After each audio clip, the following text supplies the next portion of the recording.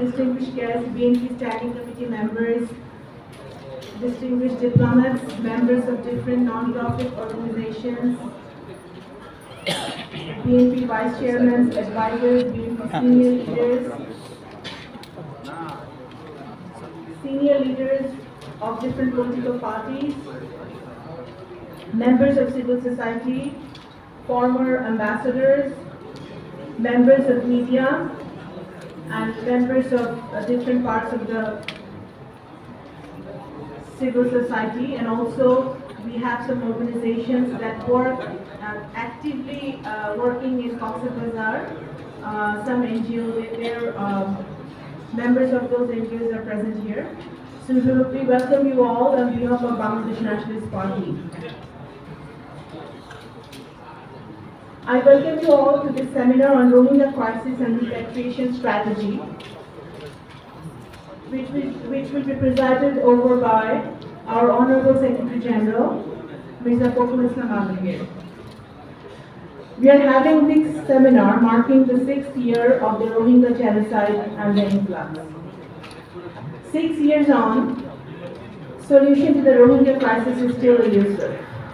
When thousands of Rohingya refugees began flooding onto the beaches and the paddy fields of the southern part of Bangladesh in August of 2017, they brought with them the accounts of unspeakable violence and brutality that had forced them to flee to Bangladesh. This genocide and brutality started with 700,000 victims in the beginning, and now it's 1.2 million and growing every day. BNP in 1970s and 1990s had successfully dealt with the Rohingya repatriation during late President Ziaur Rahman's time and BNP chairperson and former Prime Minister Begum Khaleda Zia's tenure. The weak and flawed repatriation agreement with Myanmar government by the current AL regime has not ensured safe, voluntary, dignified, and sustainable return of the Rohingyas to their homeland. BNP holds this seminar today with a position paper in the midst of this very grave crisis that affects the Rohingyas as well as the Bangladeshi population. Today, the keynote paper will be presented by our Honorable Standing Committee member and Chairman of BNP Foreign Committee, Mr. Amir Khosrow Mahmood Chaudhry. And we will have 2-3 discussions on this issue. And I would like to reiterate to our guests that we want to finish today's seminar in 1.5 hours. So I would request our discussants and our speakers who want to speak to make their speeches brief and to the point. Now I would like to call upon Mr. Amir Khosrow Mahmood Chaudhry to present the keynote paper today. Thank you.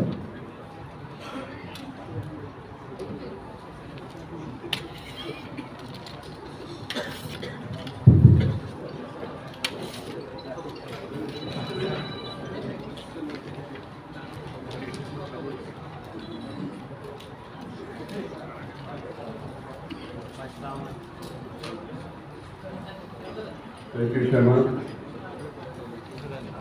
Ladies and gentlemen, distinguished participants, good afternoon. I'm quite privileged to be able to present the paper at a time the Rohingya crisis reached a point where no clear direction is in sight. The paper based on BNP's observation and thoughts going forward, various reports and agreements, statements addressing the Rohingya crisis. However, we welcome your suggestions and thoughts towards the solution to develop our policy in the future. I will skip part of the paper to make it bearable for the participants. otherwise it's going to be too long story. So that we also save some time for your comments.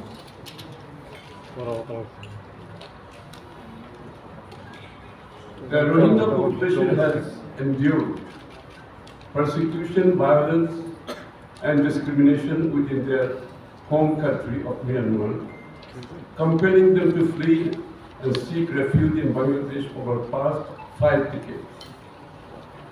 The major displacements occurred in 1978, 1992, 2017. In the period of August to September 2017, during the civilian rule of Aung San Suu Kyi, Myanmar's military conducted a severe crackdown on Rohingya villages and townships in Rakhine, resulting in over 740,000 individuals crossing the North River and seeking refuge in Bangladesh. Tragically, an estimated 25,000 Rohingyas lost their lives during this offensive, with thousands of women subjected to rape and brutal torture. This crackdown is presently under investigation by the UN Court for potential genocide. In March 2022, the United States formally determined that the Myanmar military had indeed committed acts of genocide and crimes against humanity against the ethnic Rohingya Muslims. This historic declaration, as Secretary of State Anthony Blinken stated, reaffirms the human rights and dignity of Rohingyas, which Burmese military has endeavored to destroy. In November 2017, the current Awami League regime, lacking democratic legitimacy, hastily signed a repatriation agreement with Suu Kyi's government. Experts and military observers who closely scrutinized the agreement deemed it deeply humiliating, as it grants the Myanmar government complete authority to dictate the terms of repatriation of Rohingyas, their own people, to Rakhine. Observers predict that, based on this agreement, which permits the return of 300 individuals per day and 1,500 per week, it will take until at least 2046 to repatriate over 1 million Rohingyas currently residing in camps within Bangladesh's Cox's Bazar district. We firmly believe that the ongoing humanitarian tragedy demands sustainable and meaningful action. The continued lack of progress in repatriating the Rohingya community, despite 6 years having passed since the genocidal clearance operation had started, is deeply concerning and unacceptable. Fact remains, not a single Rohingya refugee could be repatriated till date. Unfortunately, 2 previous attempts at repatriation have failed. Under a new agreement, Myanmar has now agreed to accept the return of 1,176 Rohingyas to what the Myanmar junta claims are model villages in Mangdu Township as part of a pilot repatriation project.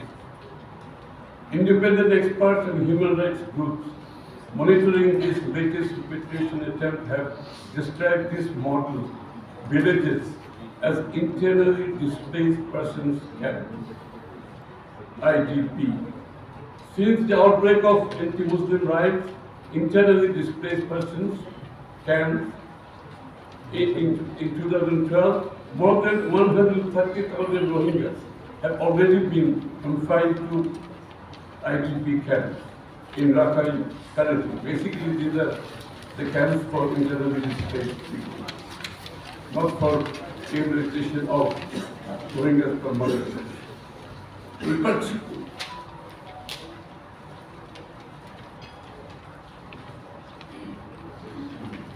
We perceive this new repatriation attempt as a trap.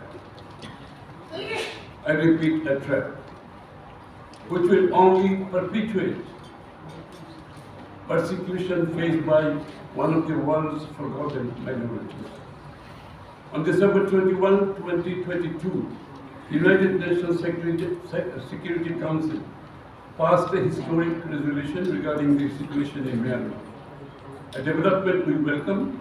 However, while the resolution acknowledges the basic needs of the people of Myanmar, we are disappointed to note the absence of provisions for justice and accountability for the gravest international crimes committed against the Rohingya people, including genocide. We urge the UN Security Council to take action and ensure that Rohingya community can return to their homeland in Rakhine State in a dignified and protected manner, with full recognition of their ethnic and citizenship rights. Additionally, we call for full compliance with the provisional measures ordered by the International Court of Justice. Throughout its history, the Bangladesh Nationalist Party BNP has dealt with Rohingya crisis twice. During its tenure in the late 1970s and in 1990s. On both the occasions, our parties succeeded to create remarkable diplomatic pressure upon the Myanmar military regimes to repatriate the Rohingyas.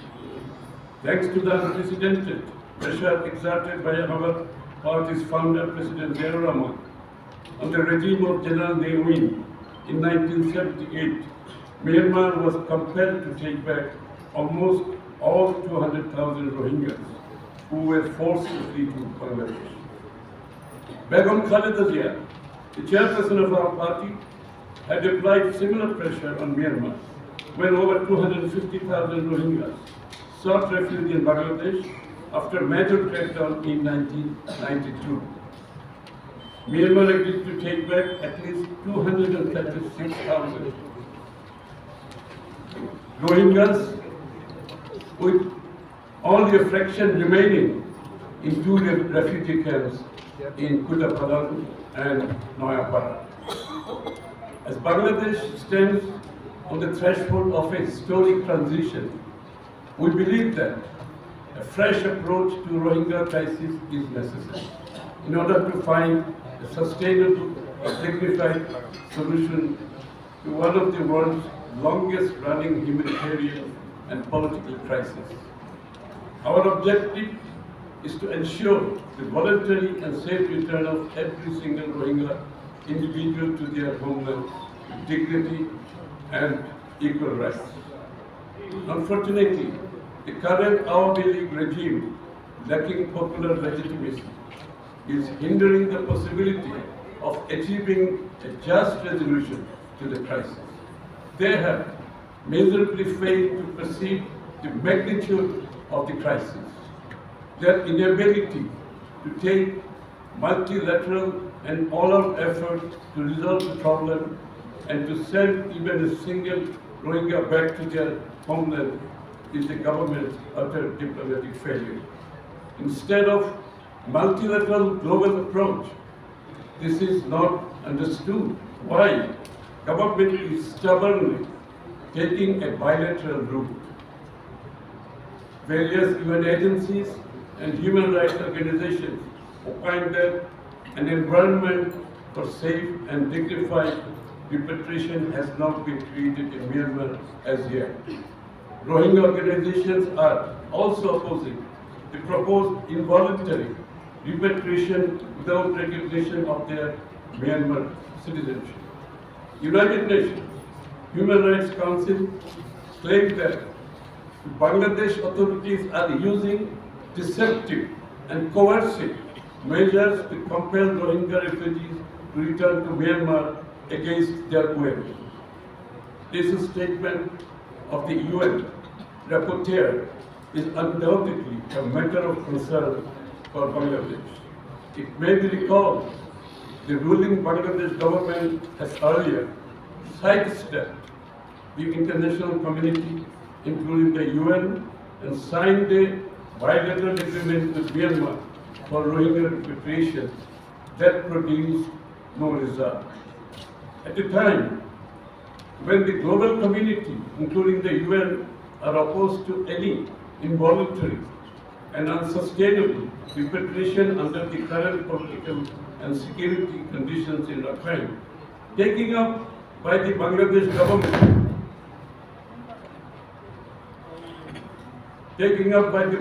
government of an unrealistic dialogue or so-called trial repatriation project, again under a trilateral initiative, will no doubt be a futile experiment and simply to serve to ease the pressure built upon Myanmar, centering the Burma Act, the ICC action, and sanctions by the democratic countries like USA and the EU.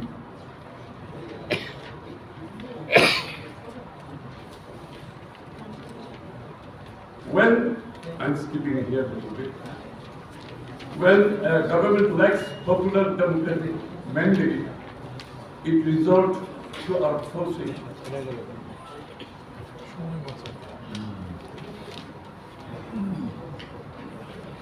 When a government lacks popular democratic mandate, it resorts to outsourcing its foreign policy to external powers, to whom repatriation of Rohingya refugees is not a priority. For resolving the Rohingya crisis will be our top national and foreign policy priority, focusing on finding a permanent solution to this complex crisis.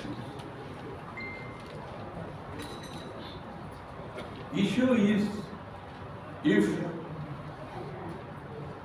we don't recognize the problem well enough, we cannot confront the issues, and issues don't get solved. Bearing in this mind, we have some priorities we have outlined to discuss the ongoing crisis more effectively. So I'll go one by one. Increasing the engagement with the UN and international community to discuss the crisis. UN should supervise voluntarily, safe, dignified, sustainable repatriation. Recognize the crimes against the Rohingya as genocide, crimes against humanity, war crimes as termed by UN independent fact-finding mission on Myanmar. Support credible accountability efforts to ensure justice for the victims and prevent the recurrence of violence. All perpetrators must be brought to justice through the International Criminal Court and other international tribunals. Recognize that the persecution of Rohingya is a regional and global problem, requiring a proactive policy from ASEAN countries. It is crucial for all countries in the region to take responsibility and prevent the seas from becoming a graveyard for those seeking safety. Enhanced regional cooperation among ASEAN members is essential to improve the protection of Rohingya both in Myanmar and refugee camps abroad and at transit. Welcome the Burma Act recently enacted by the United States, which supports democracy in Myanmar.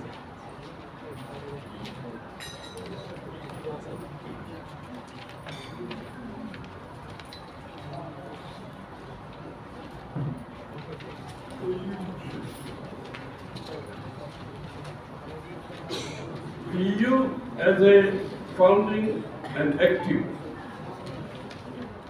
member of the ASEAN Regional Forum ARF may foster constructive dialogue and consultation to ensure peace, prosperity and stability in the Asia-Pacific region, leveraging long-standing economic, trade and political interactions between the EU and the ASEAN. Call for increased pressure on Myanmar from the United Nations, ASEAN, and the Organization of Islamic Cooperation, OIC. While the OIC may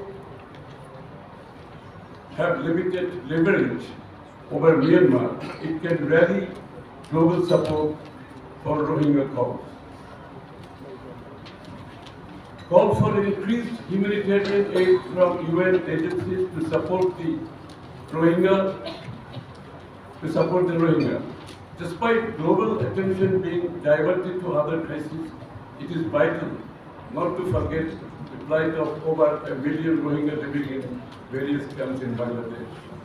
BNP believes, while pursuing voluntary repatriation on priority basis, keeping all our stakeholders on board, the upbringing of Rohingya children has to be taken care of, keeping in mind children's health and continuity of Myanmar curriculum of education. Initiate efforts to build civilian Rohingya leadership in the camps. The aim is to introduce fresh, educated and future-oriented civilian leadership in the camps to counter rising criminal activities.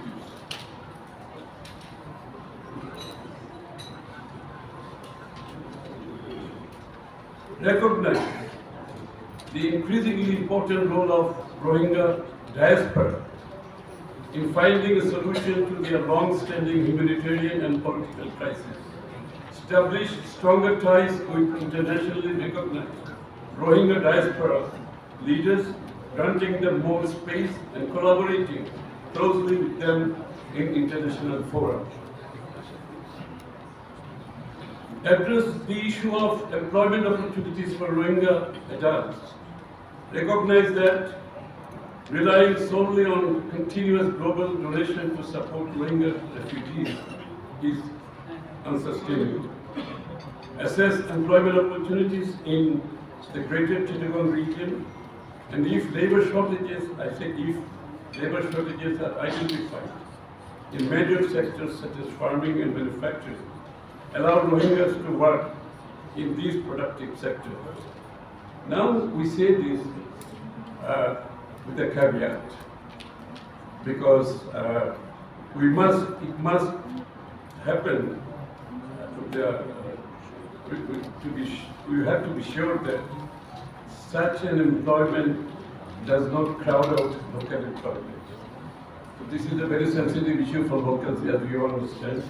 So any such programs must bear in mind so it doesn't crowd out the local employment, and it does not drag down the prevailing wages also. Because this is a concern for locals living around Rohingya camps. Establish an information monitoring system in collaboration with UNHCR to track the Rohingya refugees, their employment locations, and other whereabouts. I'll skip some more here. Review Bhasanchar camp. So this is something that needs to be reviewed actually. Ensure that the views and aspirations of Rohingya refugees themselves are taken into account when devising repatriation plans. Engage more closely with the Rohingya community to understand their desires and comply fully with UN treaties and protocols on the repatriation of refugees. Facilitate track 2 meetings. Facilitate track 2 meetings between Rohingya and other Rakhine communities, aiming at fostering dialogue and reconciliation. Achieving cohesion and peaceful existence between Rohingya and Rakhine communities is crucial for finding a sustainable solution to the Rohingya crisis. Rohingya refugee problem with 1.2 million now sheltered in Bangladesh, with an annual increase of 30,000 due to new childbirth, is a mounting problem on our economy and almost a threat to our national security. We must resolve the crisis as soon as possible by ensuring that Rohingyas safe, voluntary, dignified, sustainable repatriation back to their motherland with their Myanmar citizenship. To achieve this, we must take all our international friends, including our neighbors, on board, create an effective environment and pressure on Myanmar. The incumbent regime, without people's mandate, focusing more on protecting its illegitimate power, itself marred with awful record of human rights violation, is not getting legitimacy to deal with the Rohingya human rights issue in the international forum. For its own survival, the fascist regime is compromising with the greater national interest of Bangladesh. Therefore, a legitimate government with people's mandate, accountable to the people, is a must to engage all the international stakeholders for ensuring a permanent solution of the crisis. Thank you.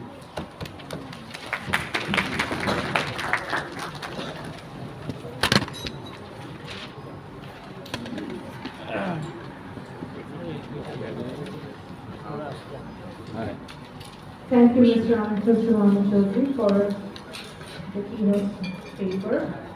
Now we will move on to our discussions. We have 3 discussions today. I would request all of them to keep it to the point, because we would like to finish it on time, finish the seminar on time. And then we will take a few comments from our audience, if anybody wants to add anything to the discussion.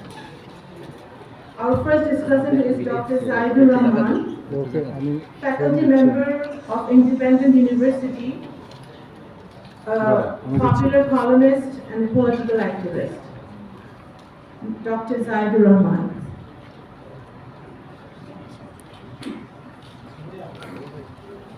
Thank you, Samapa. Good afternoon, all the distinguished listeners here. It's been a privilege for me to be a discussant in this program, and having this very high quality audience, I frankly would like to say that I'm a bit nervous, but still I've got some points to clear here. I was going through the paper that has been presented here. It's a very comprehensive paper, and I'd like to have my hypothesis on a specific sentence. I read it out and I'll try to add some points to that. The sentence is, when a government lacks popular democratic mandate, it resorts to outsourcing its foreign policy to external powers, to whom repatriation of Rohingya refugees is not the priority. In fact, the main problem lies here, I believe.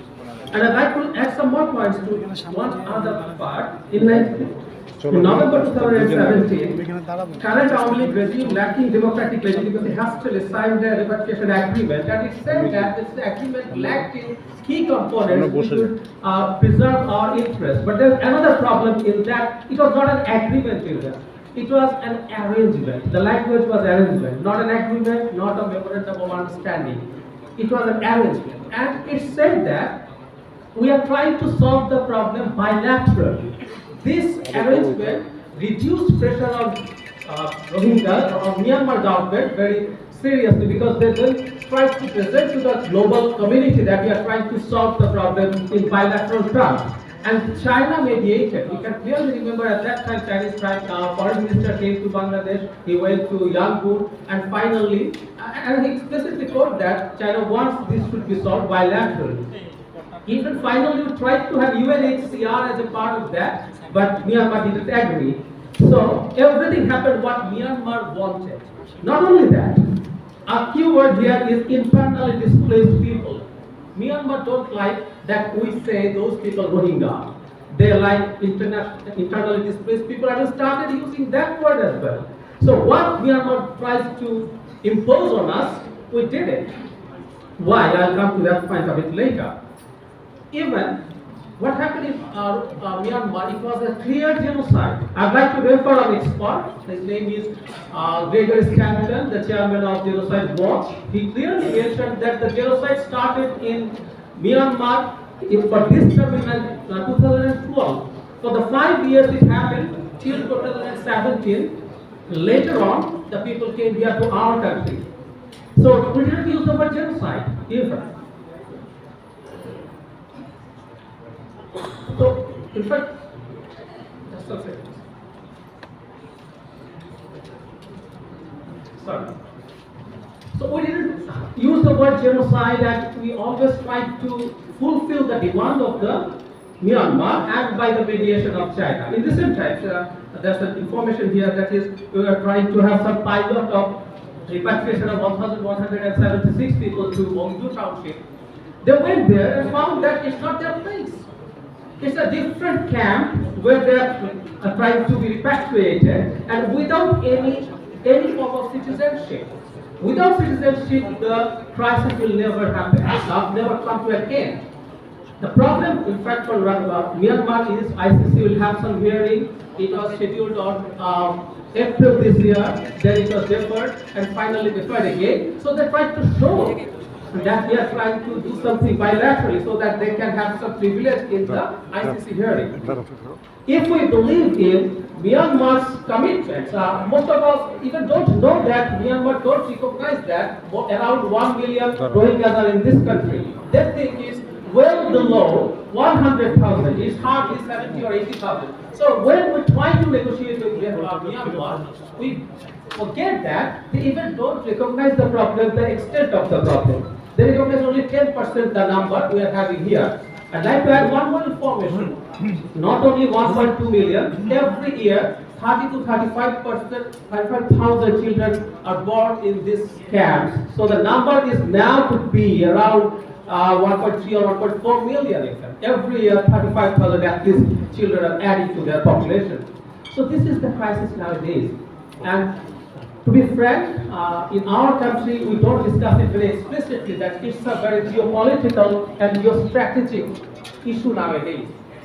I'd like to again refer to another specialist. His name is Graham Allison, who uttered a term lucid in this trap, and he believes that there's a clash may happen between China and USA.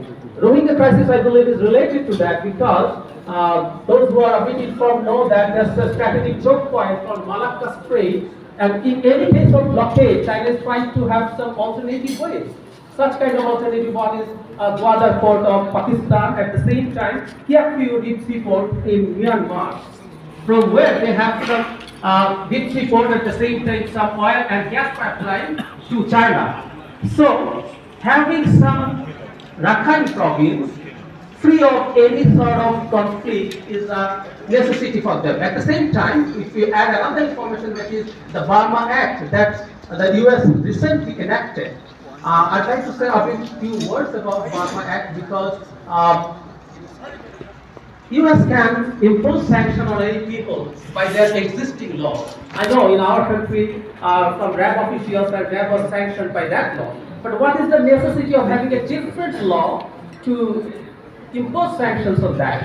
I read that law and found that some articles 301, 302, 303, and 401, 402, and 403 gave the president explicit very strong power to impose sanctions, taking steps for the people who are trying to restore democracy in that country. Now another question arises. In a country where we are trying to discuss some repatriation issue with a government which controls less than half of the land of that country, almost full-blown civil war is going on in that country, and another government which is being patronized by the West for National Unity Government, or NUG, led by Aung San Suu Kyi's National League for Democracy and other political parties. And interesting information is NUG recognizes Rohingya as a valid ethnic minority of Myanmar. So now the question arises, whom should we try to discuss to? Is it the military junta having the power, or NUG government? In fact, in our public places, we usually don't discuss these issues. I'd like to go to that point where I started this. When the government is not elected from 2014, since 2014 we are not having an elected government in this country, so it tried to restore its power at any cost by giving some benefit to other countries which are against our interests. We know everything. It's not the stupidity or mismanagement of the government, I believe. The government did it in a very informed way. They had in my consideration, they had a deal to restore their power, to wield the power, and they tried to to take the deal from other countries. The government says that they are great powers of their friends, China, Russia, and India. And most of us know in the last proposal that came to the United Nations only to criticize Myanmar's activities, not imposing some sanctions.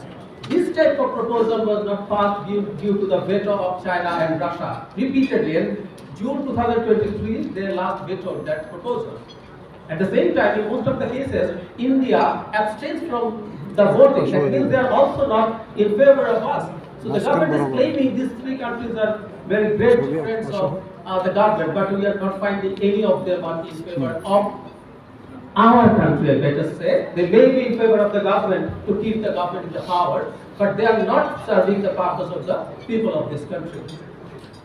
I want to make it a bit long because the time is a bit constrained, it's already mentioned. I'll read out some last two sentences. Here lies the main factor, I believe. For its own survival, the fascist regime is compromising with the greater national interest of Bangladesh. Therefore, a legitimate government with people's mandate, accountable to the people, is must to engage all the international stakeholders for ensuring a permanent solution of the crisis. I strongly believe in that. The problem in fact we are nowadays facing in our country, in all the cases, when the government is trying to have some bilateral discussion with any of the governments of the country, of the world, they always try to focus on their own survival. I can give a lots of examples by which I can prove those were not in favor of our country's interest, not in favor of the interest of this country's people, but they did it because they want to extend their power more and more. So that is the deal, and here lies the main problem. So unless we have an elected, participatory election and an elected government, this problem will be solved. Finally, I won't say that having a good elected government will be able to solve all the problems, because I've already mentioned that Rohingya crisis is not a mere bilateral problem, it's a geostrategic issue nowadays. But still, elected government, an elected government will have much more. Will have much more power to deal everything in favor of the people of this country. And I'd like to thank you all for an active listening. Thank you very much.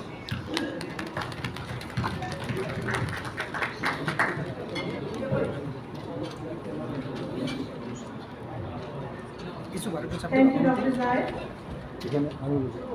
We will move on to our next discussant. Our next discussant is Professor Shahidul Zaman, International Relations Professor of Dhaka University.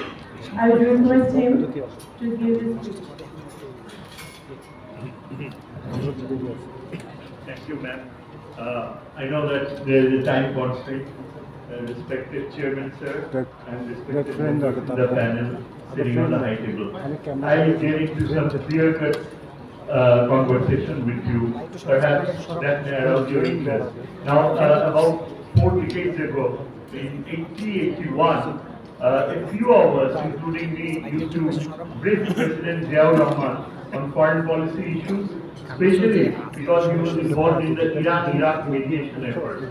Now, on that occasion, one evening, at that time, if you remember, one of you, President Carter was in charge in the US, and his national security advisor was Zbigniew Brzezinski.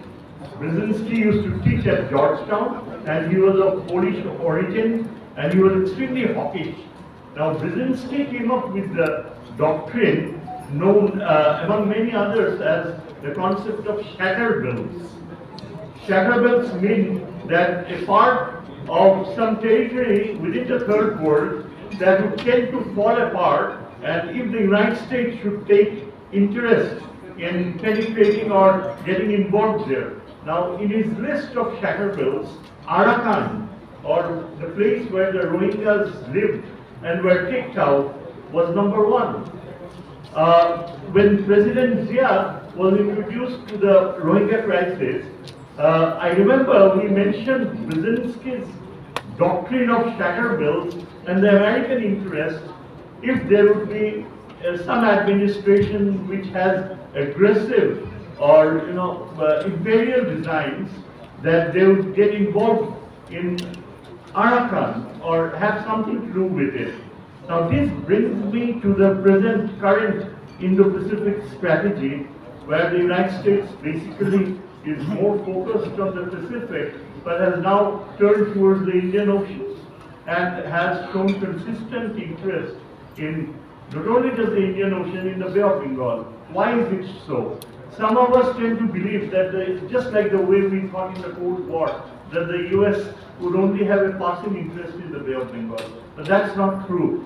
There are several reasons why the United States would like to have a lasting impact on the Bay of Bengal, and I believe why Bangladesh should promote and sustain this American interests for its own sake, for its own, future geopolitical salvation, and also the fact that we may perhaps have a government in the future, a BNP government led by a new Prime Minister named Tariq Rahman, who has the blood of President Zia, and he might probably think of a more positive approach in terms of the Indo-Pacific strategy. Now, the very fact that the United States needs to stop any Chinese outlet into the Indian Ocean, as my preceding speaker had said, and the very fact that if China gets an opportunity to set up base in the Bay of Bengal and develop a relationship with the Myanmar Navy to the extent that it uses this as a second access to the Straits of Malacca, this would be a great headache for the United States. As you know, within the next 5 years, China plans to annex Taiwan. And the United States is absolutely determined not to let China use its military power to annex Taiwan. Taiwan is absolutely vital for the West, mainly because of the rare advanced computer chips on which Taiwan almost has monopoly, and secondly because across the Straits of Malacca, 80% of container shipping passes along. Now if China goes on claiming this strait as its territorial sea and actually intervenes militarily in Taiwan, this would perhaps lead to almost a certain American intervention. The other reason why I think that the United States would like to have a presence or a sustained involvement in the Bay of Bengal is the very fact that the National Unity Government, which my preceding speaker had mentioned, has appealed to the US Congress over the last 2 years to come to its rescue. As mentioned, there is a genocide going on by the Tatmadaw. And unfortunately, this present Bangladesh government has put all its eggs in one basket. It believes that the Tatmadaw will take back the refugees. This government believes that there can be no other alternate approach in terms of looking at other sources of power in Myanmar, like the National Unity Government, and as far as Arakan is concerned, the Arakan Army, which is very powerful in Arakan. It's very unfortunate that we have done nothing so far to have any links with the National Unity Government. But the United States Congress, had approved the Burma Act. The Burma Act in many ways is shrouded with mystery. It's as if, we hear about it, but we really don't know what it is all about. Now, the Burma Act was actually signed in 1948, perhaps 49, when the United States saw that the Myanmar, the Burmese president was slaughtered, President Aung San, and the military junta which came to power in Myanmar, in Burma at that time, had refused to carry out a plebiscite 10 years later, which would allow the states in Burma to decide whether to stay with the Union or to secede. Now, many of you perhaps know that in 1947, when the Rohingya people wanted to join the former Pakistan, Jinnah had refused. There are documents which indicate that Sher-e-Bangla had insisted upon Jinnah to give a hearing to the Rohingya delegation. But Jinnah said, it's too late, my hands are tied, I can't do it. And General Aung San had gone to Jinnah and assured him that the Rohingyas would enjoy full citizenship in Burma and that even certain Rohingyas were participating in the formulation of the Burma constitution. Now, unfortunately, when General Aung San was murdered, the military junta that came to power for 60 years it has kept Myanmar, united by the use of force. It has dehumanized Myanmar, and right now the Burmese people have appealed to the US Congress to intervene, to save them from genocide, and they are fighting a civil war, and in many areas the Shans, Karen, Kachins have set up independent areas. Now, what are we doing? We have done nothing to link up with the National Unity Government. But on the other hand, the National Unity Government has recognized the Rohingyas as part of the Myanmar diaspora, as part of the Myanmar Union, has even sought forgiveness to the Rohingya people for what they have done under Aung San Suu Kyi government, that they were kept apart. And the Rohingyas diaspora outside have responded to this proposal by the National Unity Government to come aboard, to climb the ship of resistance to the Myanmar military. So we are in a situation where the United States has to play a key role. The American Congress has decided to pass the Burma Act once more in last November, and it has done it in a bipartisan manner where the Republicans and the Democrats united. It's rare that they would intervene. In what way, it's not certain, but they will intervene to remove the Tatmadaw and set up the Suu Kyi government or a democratic system in Myanmar. One reason I think the Americans realize, and for Bangladesh it's crucial, that secretly this military government in Myanmar has been carrying out research on developing nuclear weapons capability. It has had the cooperation of North Korea.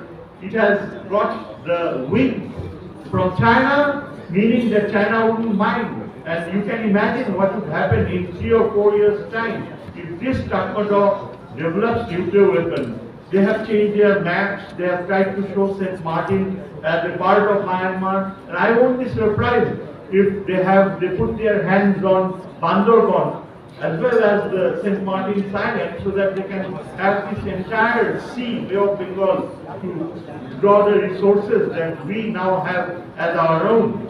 So this is a very dangerous situation, and this particular government in Bangladesh, unelected, an almost pariah regime in power, it really goes on appealing to the Tatmadaw and to the China. Now, you can't expect China to help you in any way on the question of Rohingyas. China has been building military installations across that entire Arakan region where the Rohingyas used to live. And China sometimes gives a display of, cosmetic exercise that as if it would take back some of the Rohingyas. This would never happen. The only way that the Rohingyas can go back, and I hope that the future government in Bangladesh should recognize this, is if the United States, according to the Burma Act, implements a policy whereby it would militarily help all the NUGs, fighting members who are fighting a civil war and really respond to the appeals to the US Congress. I believe that there is a lot of sense. Americans don't talk much about it to the Bangladeshis because this present government is totally hostile and immune to the idea of ever supporting any American effort to militarily help the National Unity Government or the groups that are fighting for their removal to crush the Tatmadaw. One thing is certain, that the Americans do not want to see the Tatmadaw survive. On the other hand, it's China, it's Russia, it's even India, which would go on doing business as usual with the Tatmadaw. You remember when the Chinese gave us a submarine, a very old submarine, the Indians promptly responded by gifting a submarine to the Tatmadaw. When we had the problem of demarcating the maritime boundaries, the Americans helped us with all the documents. Britain helped us. We got a lot of documentation which really was wonderful. There was a time when Myanmar tried to penetrate into our maritime boundaries, and the United States Navy offered Bangladesh a helping hand. Some of their ships came all the way from Diego Garcia and decided to, to give to really guard our maritime boundaries. Now, what I'm trying to suggest to you is that we need a cooperation with the United States. The Americans have an Indo-Pacific strategy where it is in their interest to be present in the Bay of Bengal. It's not St. Martin. St. Martin is not an island which can be used as a base. It has no such feasibility. And the waters around the Bay of Bengal are very shallow. For almost over 100 kilometers, no huge American ship can move to the Bay of Bengal to the Bangladesh coast. The only place where near the Bangladesh coast, there can be a feasible American presence is the Swatch of No Ground. I don't know how many of you have heard of it. The Swatch of No Ground is located 50 kilometers, around 30 kilometers from the Dublar Chor, in Sundarban. Just 30 kilometers south of Dublar Chor, you have a Swatch of No Ground, which is the second deepest point in the world after the Mariana Depth in Philippines. The Swatch of No Ground is about 1800 kilometers in length and 20 kilometers wide. And this is a region which was not known. And if American aircraft carriers wish to fly into the Bay of Bengal, they can come as far, within 50 kilometers of Bangladeshi coastline in the Swatch of No Ground. And they could fly their aircraft all the way into Myanmar in depth and bomb the bloody Tatmadaw into submission and elimination. The United States has to act, and unless Bangladesh decides to get away from this so-called crazy policy, friendship to all and malice to none, which is unrealistic, it sounds good, but this is a utopian policy.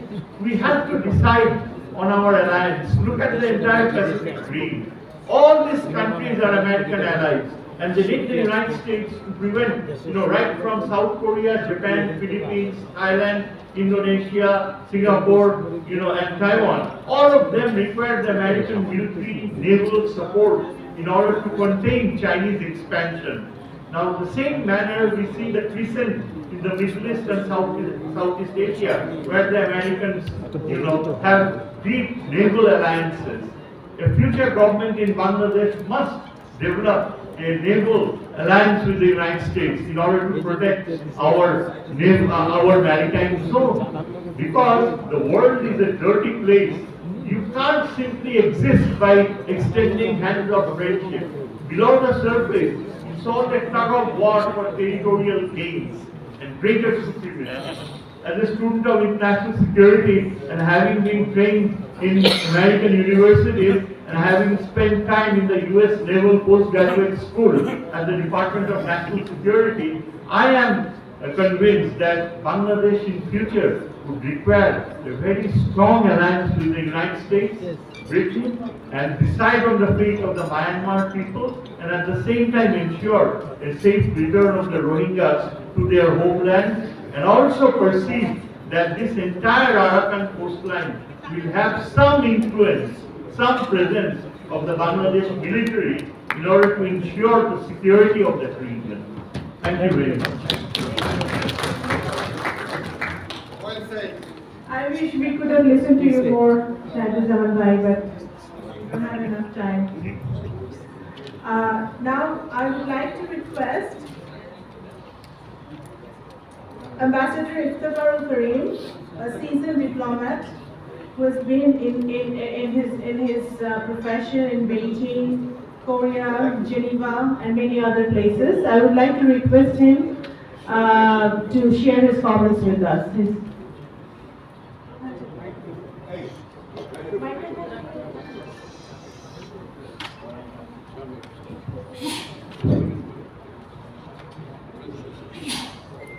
Thank you very much.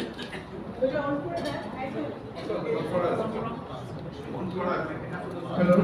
Can you hear you? Yeah, thank you. Thank you very much for giving me the opportunity to come in with some comments about this very important issue that has been plaguing our country for a long time. First of all, I congratulate Mr. Amir Muslim for the paper that is presented. It's very comprehensive and it's extremely well thought out paper with regard to the strategy that should be adopted for resolving the Rohingya crisis and repatriation strategy in the future. Clearly, we have failed as a country to address this issue for the last 5 years. But the Rohingya crisis has not been a single event now. It had happened twice before, and on both those occasions, it was resolved bilaterally by the forceful intervention of the government at that point in time, which was President Zia's government in 1978 and later on in 1992. In each of those interventions with the Myanmar governments, it was done bilaterally. But this time around, the bulk of the population that has sought refuge with us are women and children. And it is in Myanmar, while it was persecution earlier, I think other than genocide, it was also ethnic cleansing that was attempted and done in Myanmar by the government of Myanmar. This requires a much more positive strategy of engaging countries in the region also. For example, here Mr. Chaudhary has very correctly identified the role of ASEAN countries over Myanmar. Similarly, I think we should engage with our neighbors, which is India and China, who would have a far greater influence in bringing around the repatriation of the Rohingyas in a more sustainable manner over the time. The UN has been negligent, at least I think, in providing assistance to Bangladesh for what is a huge economic burden for the welfare of the refugees that we have. 1 million refugees, of whom 70% are women and children. And this leads us to believe that they have very little possibility of returning to their home country in a dignified manner and resettle unless there is sufficient pressure that is applied by Bangladesh itself, but also with the assistance of the UN, the neighboring countries. India has a very, very critical role to play there, and I don't know whether India is doing that. And it has no reason why, we have no reason why we cannot pressure India into helping. I will take little more than a minute and I seek your permission in advance. And Shamawad insisted that I speak only in English, and I said I know that better than other languages. Thank you. So now, in the year 1992, when the Rohingya crisis had occurred for the second time in the history of Bangladesh, the Indian government took recourse to two methods. One of them was the diplomatic, and the other was military. Incidentally, I was a brigadier then, posted in the army's headquarters and dealing with military operations. And we had deployed a brigade to counter the Burmese threat. Now that I am a political worker, chairman of Bangladesh Balban Party, my wisdom as a general may be of less use, and my intuitions about a political worker may be of better use.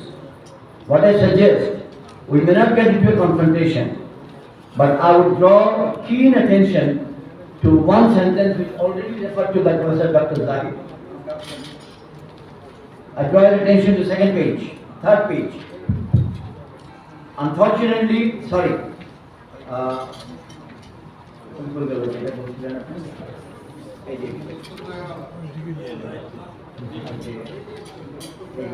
When a government lacks a popular democratic mandate, it resorts to outsourcing its foreign policy to external powers to whom repatriation of Rohingya refugees is not the priority.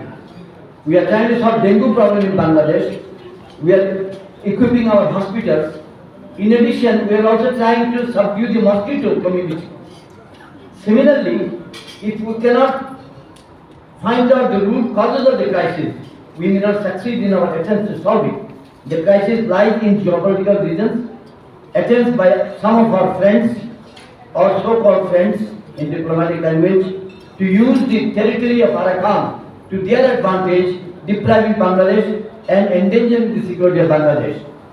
I therefore insist, I therefore urge upon all to give a very comprehensive thought to solving this problem and insist that the world community be involved in it.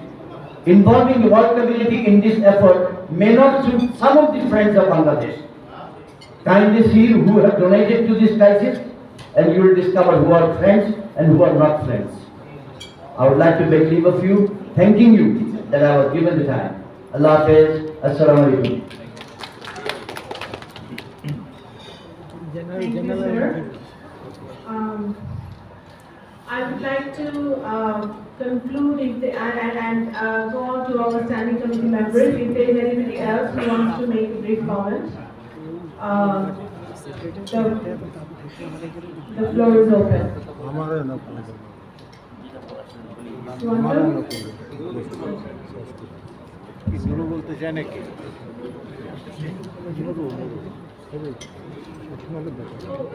If somebody raise a hand. Thank you, Okay. Go on. distinguished guests and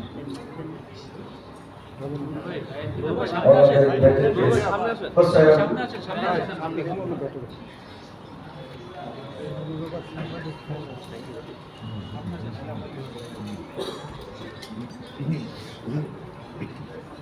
this is Nurul Haq Noor, ex-Vice President of Dhaka University, Central Student Union DAKSU, and President of newly formed political party Gomal Parishad. So I would like to attend from 2 or 3 points in a brief, as I am short. The displacement occurred in also 1978, 1992, and 2017. But at the time of 1978 and 92, at the time it was done peacefully, because at that time a strong government was there. But now why it is not possible? First, because there is also the issue in this paper. This is a authoritarian government, an elected government, who are involved in gross human rights violation. Even US sanctioned our death squad there for extrajudicial killing. Why RAB was involved in this type of activities? To save this government, to keep in power in this government. So, through this government, there is not possible a strong initiatives, because this government are in power by some, you can say, syndicates, different kinds of syndicates, business syndicates, government official syndicates, judiciary syndicates, different types of syndicates. So they are not able to take a strong position, which was taken at the time of 1978 and 1992. So that's why, first I think, if we have to solve this problem, we need a fresh democratic government. Without a democratic government, it's not possible. We can pay lots of things, we can present lots of paper. Because one of the panel speaker, Mr. Jayant, said, this is also a geopolitical strategy, geopolitics. Here is our closest neighboring country. I do not want to mention the name, but I have to say our closest neighboring country. They are not saying anything about these issues, even when a resolution is in the UN, but they are not taking position with us. Even ASEAN is not also taking a strong position. Even some ASEAN countries, there is huge investment in Myanmar, like Singapore, even in our neighboring country, India, China. So first, if we have to solve this problem, I think election is coming in. All the opposition parties are struggling for 14 years for a fair election, fresh election. So here is our diplomatic friends. So I request you to take position on the line of Bangladeshi people, democratic movement. If we can achieve a free, fair election, if we own our democratic movement, then we will be possible to find a friendly solution, a good solution. Thanks all. Thank you, Noor. So, okay,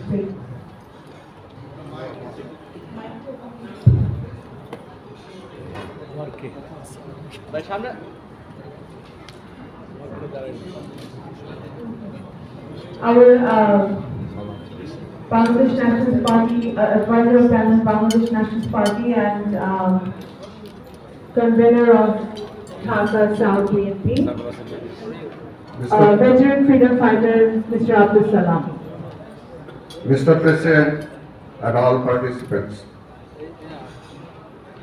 I draw the attention of all political parties of Bangladesh, because all the peoples of Bangladesh is not clear about Rohingya's problem. So it's our duty, first of all of the Bangladeshi people to unite regarding this problem and common issue. So this is our duty. I think not only Nationalist Party, all parties and all citizens of Bangladesh have to know what is the problem, Rohingya's problem, which will be future, not in now only. So it's our duty to organize and unite all Bangladeshi peoples regarding this issue. Thank you. Thank you, Salabhai. We have our standing committee members, Dr. Abdul Moin Khan, Mr. Gaurav Chandra Roy, and Mr. Islam Khan. So I'd like to request our standing committee member, Mr. Abdul Moin Khan, to say a few words on this subject. Thank you. The position paper of BNP has already been presented here, so I don't think we have much to add, except just a few minor points. Number one, I must remind everyone present in this room that when initially the latest Rohingya crisis started 6 years ago, our government said that they will not accept any Rohingya. I need to remind this because people may have forgotten this. Strangely, our government, which obviously does not represent the people, they declined to accept the rights of the people. Accepting Rohingyas who were brutally killed and others who fled from Myanmar and tried to take refuge in Bangladesh at that point in time. That was a humanitarian problem. And our government refused to accept that humanitarian problem. So that is point number one. So after a while, when the government recognized that they made a gross mistake, they changed their position, and then they were ready and they accepted the Rohingyas, and the influx was so intense that I think within a couple of months, more than 1 million refugees they left Burma, Myanmar, because the intimidation and torture was also intense within Myanmar, and then fled into Bangladesh because that was the only exit available to them. So the government was forced to accept them. And then the government took the position that I think, if I remember correct, they said if we can eat lentil and rice, we can also feed the refugees lentil and rice. That was the position. So that was 180% overturn of the government. Good. And then what happened?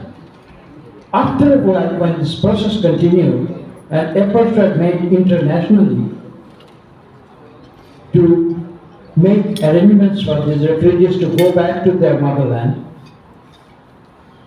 our government seemed callous and they didn't really take any position. On the contrary, they decided to rehabilitate them on a small island, hardly 30,000, not more than that, out of 1 million.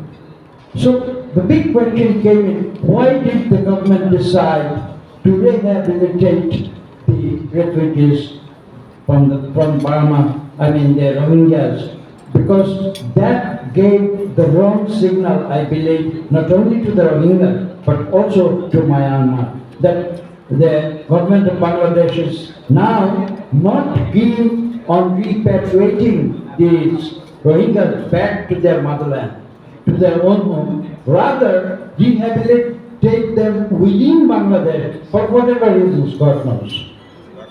So now we are here, what we ought to have been here. The government's mishandling of this issue completely messed up the whole thing.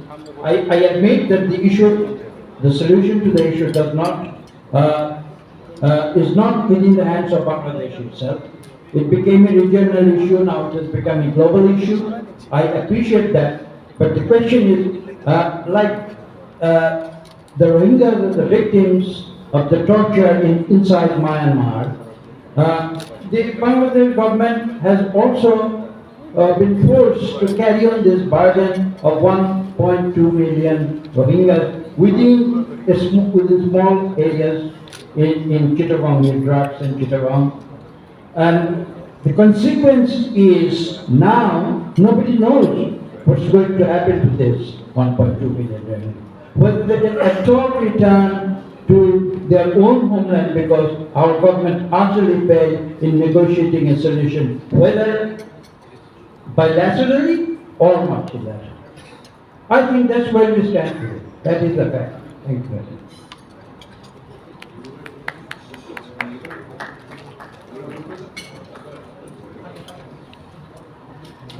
Thank you, Dr. Abdul Moeen Khan. Now we're going to conclude our seminar, and I would like to request our Honorable Secretary General to give his important speech, deliver his important speech on this seminar, on this issue, and also conclude the seminar. And I would like to thank all the diplomats, members of civil society, NGO members, political leaders, and our BNP senior leaders to be present here and the media to be present here in this seminar, because BNP believes that Rohingya issue has been a very pertinent issue and it's yet to be solved, and we take it very seriously, and hopefully in the future Bangladesh Nationalist Party will take the lead as it did in the past in solving the issue. I would like to request our Secretary General to deliver his speech. Thank you. Thank you. Excellencies, ladies and gentlemen, I must thank you all for taking some time to attend this seminar. I've been requested by my journalist friends that I should make my comments in Bengali, and I will doing that. because all of our speakers have spoken in English. And we have already presented our paper to the International Committee as well as to the audience here.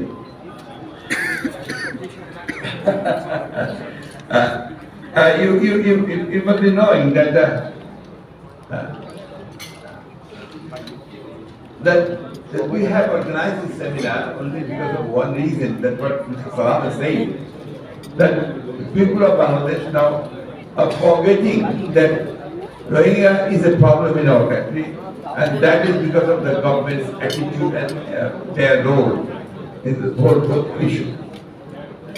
In fact, government is trying to make the people forget these issues which they are facing. They are urgently saying to solve this issue of Rohingyas, who are more than 1 million almost, and creating serious problem for our security, for our regional security, as well as for the people residing there. And this has become a problem for the international community as a whole. The Rakhine people, that means the Rohingyas, have every right to go back to their homeland. And they have every right to go there, back there with all dignity and with honor and their citizenship. But this government has failed to take any initiative to create an international opinion to keep pressure on this Myanmar government. আমি ইতিমধ্যেই আমি ধন্যবাদ জানাবো আমাদের বিদেশি কূটনীতিক যারা এখানে এসেছেন এবং যারা আমাদের বিভিন্ন রাজনৈতিক দলের নেতৃবৃন্দ যারা এসেছেন তাদেরকে, তারা আজকে একটা অত্যন্ত জরুরি বিষয়, যদিও এই মুহূর্তে যখন বাংলাদেশের মানুষ তাদের ন্যূনতম ভোটের অধিকারের জন্য লড়াই করছে, যখন বাংলাদেশের মানুষ তার গণতন্ত্রকে ফিরিয়ে আনার জন্য লড়াই করছে, এবং সে লড়াইটা হচ্ছে এই সরকারের বিরুদ্ধে, যে সরকারের কোনো ম্যান্ডেট নেই, যাদের মানুষের ভোট নিয়ে তারা ক্ষমতায় আসেনি, জোর করে ক্ষমতার দিকে আছে, আজকে তাদের বিরুদ্ধে আজকে মানুষ লড়াইটা করছে তার অধিকারের জন্য, এবং সেটা হচ্ছে মিনিমাম ডেমোক্রেটিক রাইটস। আমরা আজকে আসতে দেরি হয়েছে, আমি sorry, because I was a bit late to arrive here, because I was in the court facing trials on charges of arsoning a garbage truck of the municipality. That's the fate of all of us leaders in BNP, and almost, you know that I always tell that 4 million people are facing these sort of charges. And most of them go right, exactly. So, আপনারা বুঝতেই পারছেন যে এরকম একটা প্রতিকূল পরিবেশে, যেখানে আদালত বলতে কিছু নেই, যেখানে প্রশাসন বলতে কিছু নেই, আছে শুধুমাত্র তাদের জন্য, যেখানে আজকে কিছুক্ষণ আগে আমাকে একজন সাংবাদিক খবর দিয়ে গেলেন যে গতকাল ডক্টর ইউনূসের যে স্টেটমেন্ট দিয়েছেন পক্ষে প্রায় আপনার 50 জন না 160 জন আপনার আন্তর্জাতিক বিশ্ব নেতা, তাদের এই স্টেটমেন্টের বিপক্ষে 50 জন সম্পাদক আপনার একটা স্টেটমেন্ট দিয়েছেন। আমাকে সাংবাদিক বলে গেলেন যে এটা ফেক, কারণ কেউই এটা সই করেন না, তাদের বেশি মস্ত হবে। তার মধ্যে এখন তারা কথা বলতে পারছেন না, এই জন্যে কথা বললে আবার তারা বিপদে পড়ছে। এই যে ফিয়ার, ভয়, এই যে গভর্নমেন্ট সমস্ত বাংলাদেশটাকে জাতি থেকে একটা ভয়ের আস্তরের মধ্যে রেখেছে। You must be facing that you have noticed that 160 world leaders, they have given a statement on Dr. Yunus's charges against him, and to leave him at least to the charges should be withdrawn by the government. And we have seen a statement from 50 editors of this country, of Bangladesh. It has come out, it's published in the newspapers. But I have been told by a journalist right now that all these 50 editors, they don't know about it. And even most of them, they don't even know about it. But they're now fearing that they cannot talk about it. They can say that it was not my signature. I didn't give any statement because of fear. That's why I was going to say. This is a fear phobia. It's totally surrounding this nation. And we are being deprived of our rights. We cannot talk, we cannot write, we cannot even come on the street. If we come on the street, they beat us. And I told you that most of our leaders are facing charges against us, arsoning, then rioting, then throwing bombs and others cases. We are facing the last 15 years. And very recently you have seen that a peaceful demonstration of our opposition political parties was totally thwarted by the law enforcing agencies. আমাদের প্রশ্নটা এই জায়গায় আজকে অনেকে প্রশ্ন করতে পারেন যে এই মুহূর্তে আমরা রোহিঙ্গা ইস্যু নিয়ে কেন আসলাম। রোহিঙ্গা ইস্যু নিয়ে আসা একটাই মাত্র কারণ যে 6 বছর হয়ে গেল রোহিঙ্গা ইস্যু আমাদের জন্য একটা বড় সমস্যা হয়ে দাঁড়িয়েছে। প্রতিদিন খবরের কাগজে দেখছেন যে আপনার ভেতরে আপনার এক্সট্রিমিজম দাঁড়াচ্ছে, ভেতরে বন্দুক যুদ্ধ হচ্ছে, যেটা আমাদের জন্য শুধু নয় আন্তর্জাতিক কমিউনিটির জন্য একটা অত্যন্ত একটা অ্যালার্মের ব্যাপার, এটা একটা চিন্তার বিষয় যে রোহিঙ্গা থেকে সেখান থেকে আমার কোন ধরনের এক্সট্রিমিজম তৈরি হচ্ছে কিনা। এই বিষয়গুলো অত্যন্ত জরুরি আমাদের দেশের জন্য। And I would also like to call upon the international communities that they should give utmost priority to this issue. And I would like to conclude with our conclusion that what we want to say that this incumbent regime, without people's mandate, focusing more on protecting its illegitimate power, itself marred with awful record of human rights violation, is not getting legitimacy to deal with the Rohingya human rights issues in the international forum. This is the most important issue. Our Prime Minister never visited any neighboring country which is concerned with the Rohingya issue to pursue them, that they will take the initiative to solve this crisis. She never did. And but on the other hand, she has already done, she has signed a sort of agreement, bilateral agreement with Myanmar that they will solve it bilaterally, which is almost impossible. Yes, that Rohingya word is not used even there. So, আমি যে কথা বলতে চাই সেটা যে এই সরকারের যেহেতু জনগণের কোনো ম্যান্ডেট নেই, জনগণের সঙ্গে রাজনীতির কোনো সম্পর্ক নেই এবং তার সে শক্তি নেই যে শক্তি নিয়ে সে আন্তর্জাতিক বিশ্বের সামনে গিয়ে দাঁড়াতে পারে এবং তাদেরকে আপনি কনভিন্স করতে পারে যে আমরা এই রোহিঙ্গা ইস্যু সলভ করতে চাই এবং মিয়ানমার তার যারা আছে এখানকার রোহিঙ্গা পপুলেশন তাকে তারা ফেরত দেবে এবং উইথ দেয়ার রাইটস, তাদের অধিকার, তাদের সম্মান, তার ঘরে ফেরার সমস্ত অধিকার নিয়ে তারা সম্মান নিয়ে তারা ফিরে যাবে। এই বিষয়টাকে আমরা নিশ্চিত করতে চাই এবং আমরা এটুকু বলতে চাই আমরা যে সমস্ত এখানে ইস্যুগুলো পয়েন্টসগুলো দিয়েছি আমরা জনগণের সমর্থন নিয়ে যদি আমরা কখনো জনগণের সরকার প্রতিষ্ঠিত হয় তাহলে অবশ্যই সেই সমস্যাগুলোর সমাধান অতি দ্রুত হবে বলে আমরা বিশ্বাস করি। এখন আমরা যে জিনিসটা চাই অতি দ্রুত যে এই সরকার যারা জনগণের অধিকার হরণ করে নিয়েছে তাদেরকে সরিয়ে সত্যিকার অর্থে একটা নিরপেক্ষ নির্দলীয় সরকারের অধীনে একটা নির্বাচনের মাধ্যমে বাংলাদেশের জনগণের অধিকারকে ফিরে দেওয়া। When the Rohingyas have lost their rights to go back to the country with their identities, with their honor and dignity, but here in Bangladesh itself, the people of this country are being deprived of their rights to vote, to go to the polling center and select their own representatives.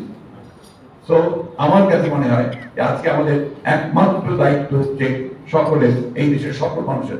এটা শুধু বিএনপির বিষয় নয়, অথবা গণতন্ত্র মঞ্চের নয়, অথবা অধিকার পরিষদের নয়, এটা আজকে সমগ্র বাংলাদেশের মানুষের আজকে সবচেয়ে বড় সমস্যা।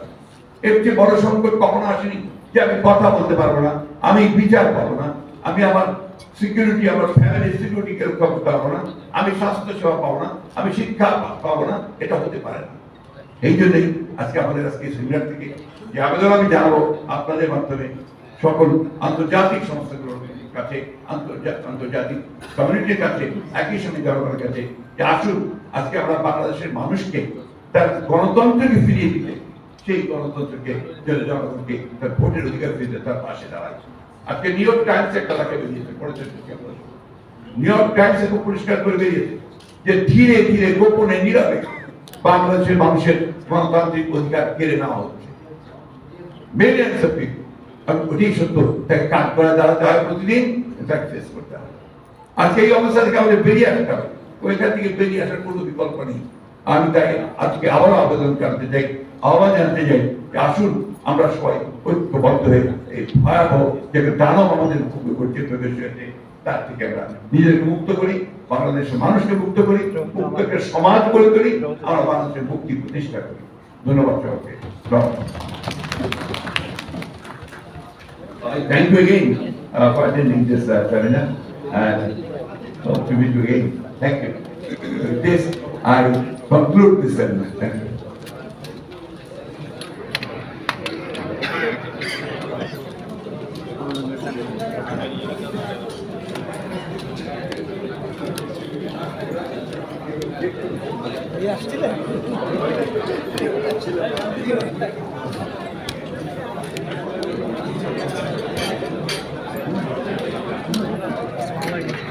ওয়ালাইকুম আসসালাম। ভালো, থ্যাংক ইউ।